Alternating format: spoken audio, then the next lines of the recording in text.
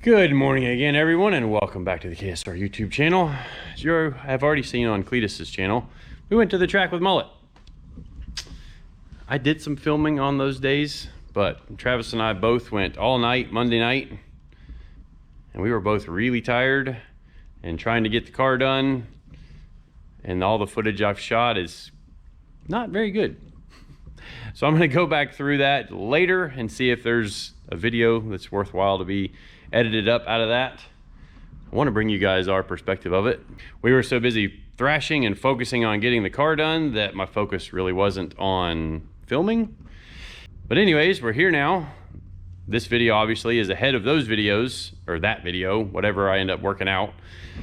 But today we've got a much shorter list to work through. Still looks like a decent amount of stuff, but we've got a couple days. The big things: get the hood on, get the bed cover and the rear wing. Cleetus did say it was a little wiggly down at the top end, which is kind of to be expected with the bed open the way it is and 170 miles an hour. So pretty successful first outing for the car. We're gonna get to work on this thing and take you guys along for the ride.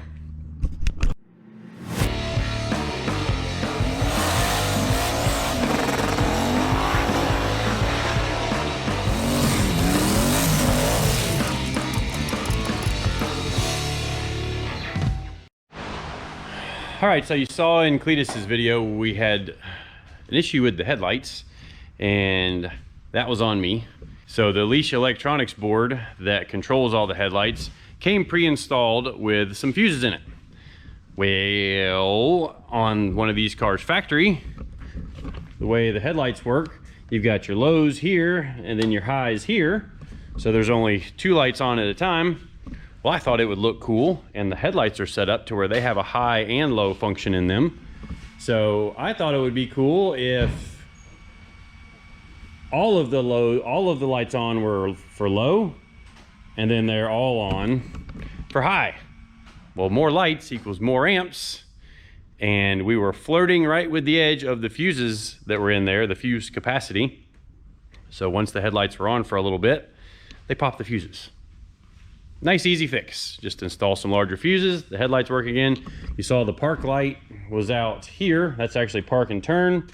That's just because it's back here. This bulb, turns out we got a defective bulb. So we're gonna get another one of those and get that installed. Nice easy fix on both of those.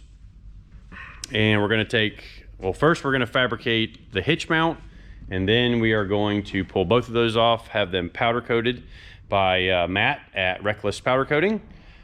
He's been doing all the trim and some of the other little stuff we've done on the car. And I've got some exhaust trim rings. I'm gonna start fitting the hood while Travis starts working on the bed cover here in just a little bit. But lots of little things to get done, and then we'll load her back on the trailer, take off for Midwest drags. If you like what we're doing here on the channel, please subscribe. We do have, you know, a whole lot of cool stuff coming after Mullet. I know a lot of you guys are here just for Mullet, but we would appreciate it if you stayed around, watch what else we got going on.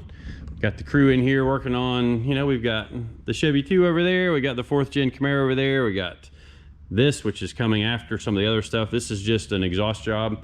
I can't remember who's doing the rest of the work on this truck, which shop, but it looks really nice on some of the stuff they've already done. That's got a supercharged LT4 under the hood, which is pretty sweet. All running on factory computer stuff, which it doesn't run yet. It doesn't have exhaust, doesn't have a whole lot of things done, but it's a really nice truck coming together. It's actually a manual transmission, which is super cool. But anyways, check out the channel, subscribe to the channel, hit the notification bell, and we also have some merch on our website, winwithksr.com. We appreciate everybody buying merch. You know, obviously that helps us, you know, bring you more content with the merch sales and the video watches. So appreciate all you guys that have been around so far, and we're just gonna try to keep growing this thing. All right, well, it's time for us to get to work. Gonna do a little bit of time lapse as well as some live action for the videoing, and bring you guys along for the ride. All right, so one of the things that I like to do with a new combination, kind of wanted to do it after we dynoed it, but just in the thrash to get ready for the test day, Didn't really have time, even though I probably should have made time, but sometimes that's just hard. But I like to run a compression test on the engine once it's fresh to see, just kind of make sure all the cylinders are even, and it just kind of gives you a reference point for later down the road, so that you can go back and years down the road run a compression test again and see, okay, well, got some cylinders that are a lot lower than they used to be, and maybe it's time to take the engine out and freshen it or something else. So I'm going to jump in, pull all the plugs out of it, run a compression test on it, see what all those results look like, and then probably after I do that, go ahead and pull the turbos off, set the hood on, test fit the hood, pull the hood back off, turbos back on with the gasket. You're going to use some RTV instead of the gaskets. I guess the paper gasket just didn't work. So once we get the turbos back on, then we'll go ahead and fit the hood, and then hopefully the hood will be done. Travis is working on the hitch right now, and then we're both gonna, hopefully by the time he wraps the hitch up, I'm getting the hood wrapped up, and then we'll both be moving on to the bed cover. So time to start seeing how this hood deal goes, and see you guys in a little bit.